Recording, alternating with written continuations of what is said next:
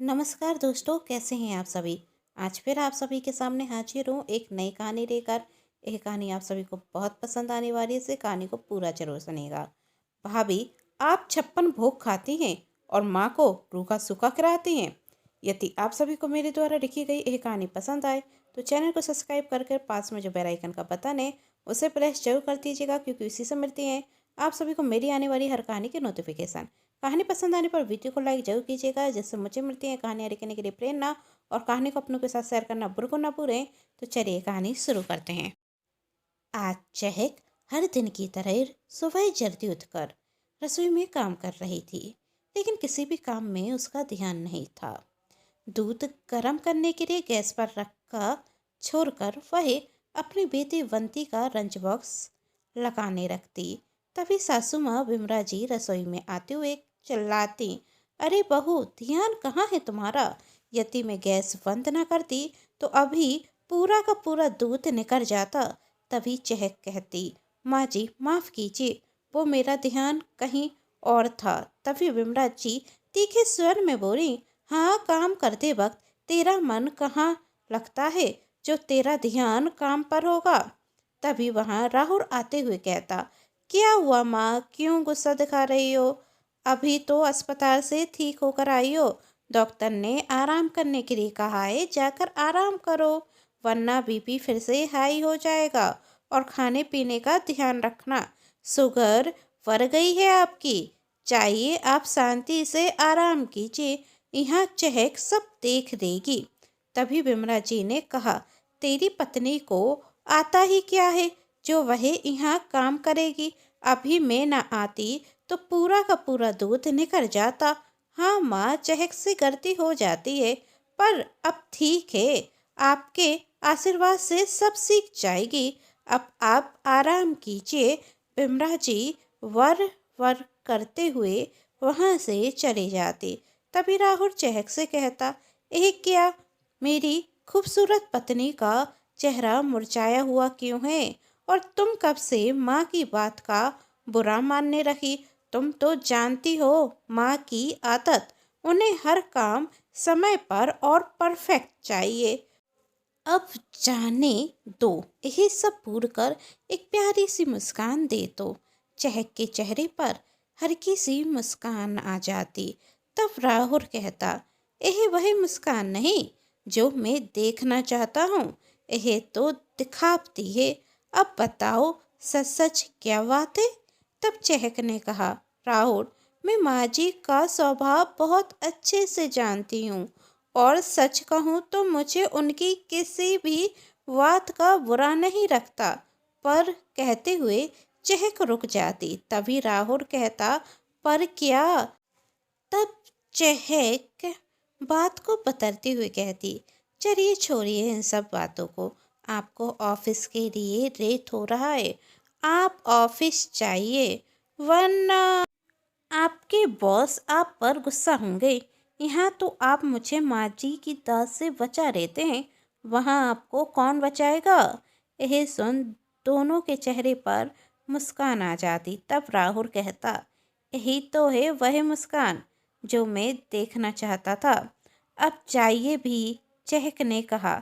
तभी वहाँ बंटी आते हुए कहता, अब पापा देर कर रहे हैं तो कुछ नहीं, और कल मैं देर कर रहा था तो गुस्सा हो रहे थे। यह सुन सब हंस जाते और राहुल अपने बेटे बंटी को स्कूल छोड़ते हुए ऑफिस चला जाता। अपने पति और बेटे की बात सुन चहक के चेहरे पर मुस्कान आती, पर यह मुस्कान दो पल में उड़ जाती। कारण साफ था, आज चहक की ननद काजल अपने ससुराल से मायके आ रही थी अपनी माँ को देखने के लिए। दरअसल अचानक से 2 दिन पहले बिमला जी की तबीयत खराब हो जाती। राहुल और चहक उन्हें अस्पताल लेकर जाते, जहां डॉक्टर उन्हें 2 दिन भर्ती करते। और जब काजल को फोन किया जाता तो काजल कहती, भैया भाभी अभी आना तो मुश्किल होगा, मैं कुछ दिन बाद आ जाऊंगी। और जैसे काजल को पता चलता कि बिमला जी घर आ चुकी हैं तो काचर कहती, अब मैं माँ को देखने के लिए आ रही हूँ। काचर उस वक्त इसलिए नहीं आई थी, कौन घर से अस्पताल के चक्कर काटेगा, इस सब में तो हालत खराब हो जाएगी, और अभी जाऊंगी तो काम भी करना पड़ेगा। इस सब से अच्छा जब माँ ठीक होकर घर पहुँचेंगी तो चली जाऊंगी, जिससे लोगों को भी लगेगा मुझे माँ की परवाह है। चहक की ननंद काजल बहुत चतुर चालाक थी और एक भी मौका नहीं छोड़ती थी सास बहू के बीच लड़ाई कराने का। इसी सोच से चहक घबराई हुई थी, क्योंकि जब काजल पिछली बार आई थी तो ऐसी सास बहू के बीच ऐसी आग लगाई थी जो महीनों तक बुझी नहीं थी। विमला जी तो इतनी नाराज हो गई थी कि वह तो अपने बेटे बहू से अलग रहने के लिए तैयार थी, पर उस वक्त किसी तरह मामला संभल गया था। चहक सोच रही थी, दीदी फिर आ रही हैं, अब ना जाने क्या होगा। चहक यहाँ चिंता में डूबी थी और वहाँ दरवाजे की घंटी बजती जा रही थी। चहक एकदम से ख्याल से वहाँ निकलती और बाहर जाकर दरवाज़ा खोलती तो काचर आई हुई थी। नमस्ते दीदी कहते हुए चहक ने काचर को अंदर बुलाया और जैसे ही पानी देती तो काचर कहती, बाहर दरवाजे पर खड़ा रखकर मानना चाहती थी, और अब यह नाटक कर रही हैं। अब इन सब नाटकों की कोई ज़रूरत नहीं है। वैसे भी मैं यहाँ माँ से मिलने आई हूँ।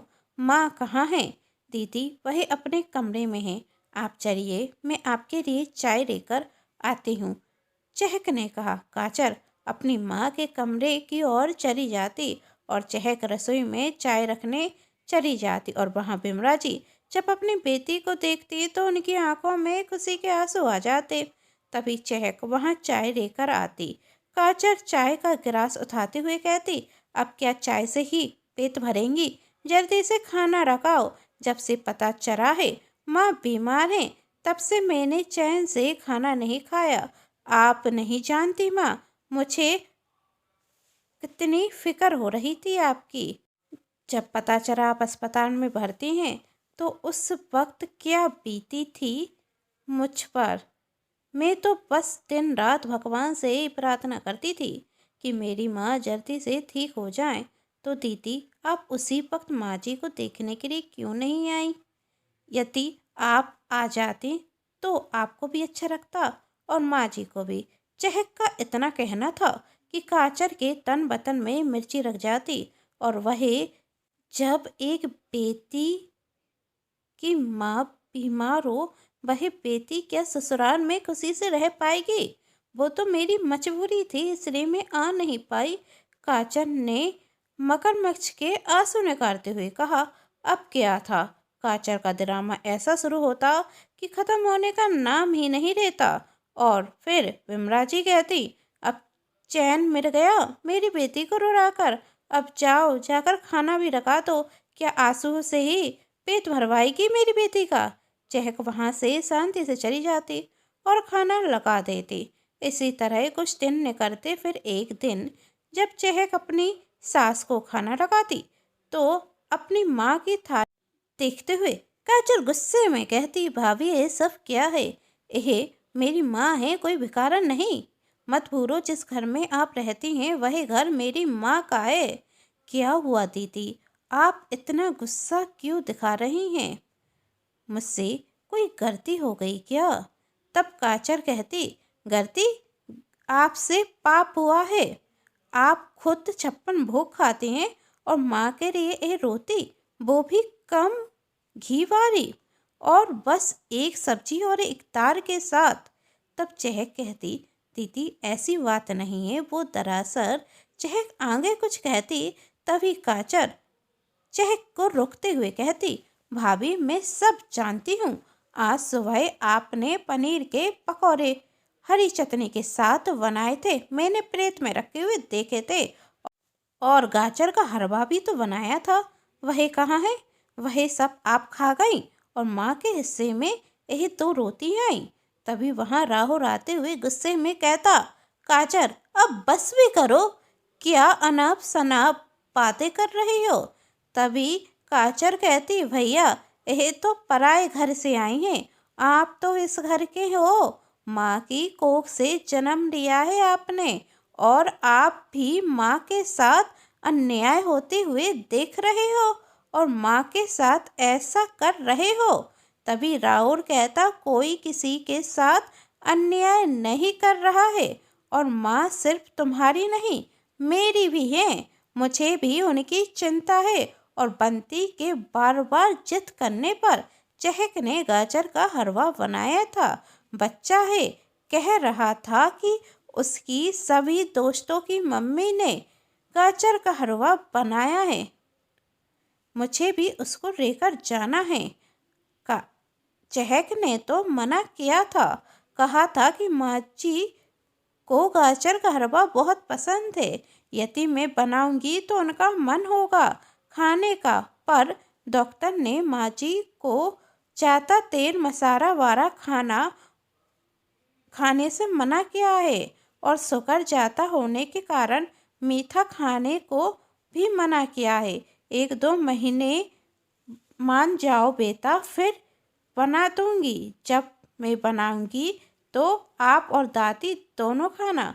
पर बंटी जिद पर अड़ ही गया था। तब मैंने ही कहा, माँ बड़ी हैं, वही समझ जाएंगी। पर बंटी बच्चा है, वही जिद कर रहा है तो बना तो। और पनीर के पकौड़े पास वाली भाभी देकर गई हैं, और वह अभी तक ना मैंने खाए हैं और ना चहक ने, क्योंकि चहक कह रही थी दीदी आई हैं और उन्हें पनीर के पकौड़े बहुत पसंद थे, तो वह यह खा लेंगी। और मुझसे अभी यह सब कुछ खाया भी नहीं जाएगा, क्योंकि माँ जी सादा खाना खाएं और मैं यह सब कुछ अच्छा नहीं रखता।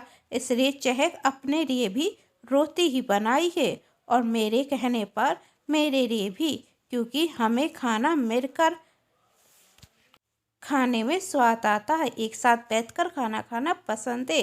यदि सादा खाना भी सब मिलकर खाएं तो वह भी 56 भोग से कम नहीं होता। और तुम जो आज माँ की इतनी फिक्र कर रही हो, उस दिन कहाँ गई थी?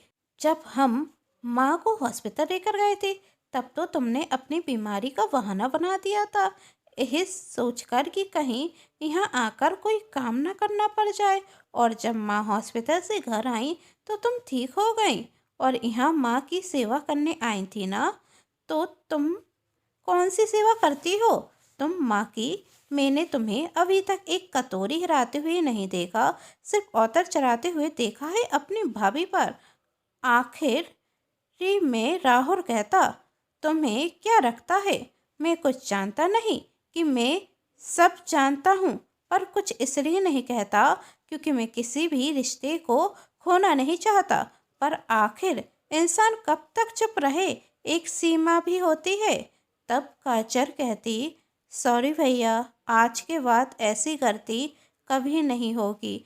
पर आप मुझसे कोई रिश्ता मत तोड़ना, मैं आपको और भाभी को समझ ना सकी, मुझसे गलती हो गई, माफ़ कर दीजिए। तब राहुल कहता, मेरी प्यारी बहन, मैं तुझसे बहुत प्यार करता हूँ, हर साल राखी का इंतज़ार करता हूँ तुझसे राखी बंधवाने के लिए। पर हर लड़की को यह सोचना चाहिए, उसके भैया भाभी माँ बाप के दुश्मन नहीं होते। एक बेटा बहू भी अपनी माँ से उतना ही प्रेम करते हैं जितनी एक बेटी। पर कभी कभी बेटियों के ऐसे बर्ताव की वजह से घर में दरार भी आ जाती है और घर टूट जाते हैं। मैं समझ गई भैया, कहते हुए काजल अपने भैया के गले रख जाती। काजल तो ये बात समझ चुकी है, लेकिन हर लड़की को भी ये बात समझनी चाहिए। कहानी पसंद आने पर चैनल को सब्सक्राइब, वीडियो को लाइक एंड शेयर जरूर कीजिएगा। Thanks for watching.